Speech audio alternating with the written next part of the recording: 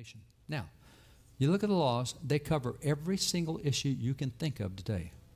Immigration, military, taxes, education, restitution, juvenile justice, you name it.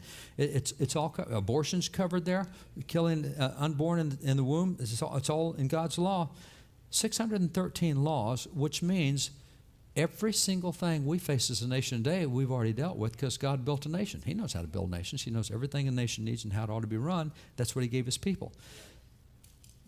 But what we have is, if you look on either presidential candidate's website, you'll see 30 to 50 issues. It's been that way since 1980s. There's 30 to 50 presidential issues that come up every single. I've been involved in a bunch of presidential elections. I've been a consultant in presidential elections and all these other elections. I was elected official myself. And so we go down through all this stuff, and 30 to 50 issues.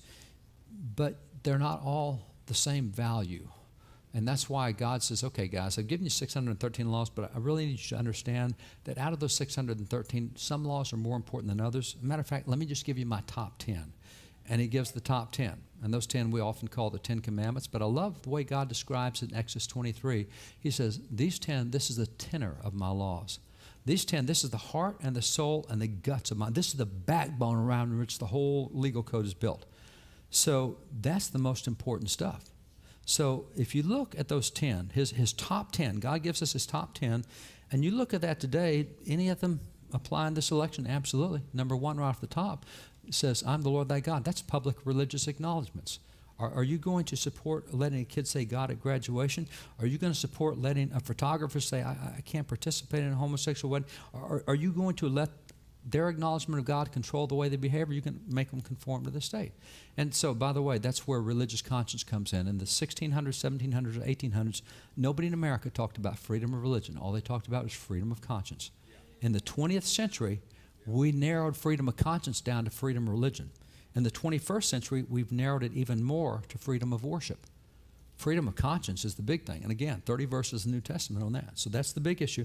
So that's a presidential question I can ask. Where are you on public religious acknowledgement and the rights of conscience? Will you protect the rights of chaplains and of bakers and of florists and all these others who want to stand for what God's put in their heart to stand for? Or are you going to punish them for doing that? That's a simple question. That's one of God's top 10. You also have this one, thou shalt not commit adultery.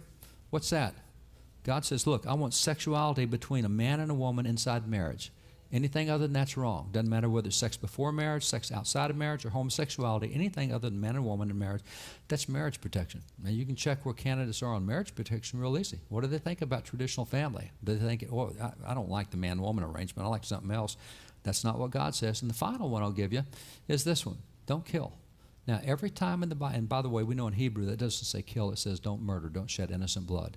The Bible is really clear. Whenever you shed innocent blood, you bring a curse on the land. Ooh, I think that applies to abortion. So those are 5 issues you can take and go to the bank with.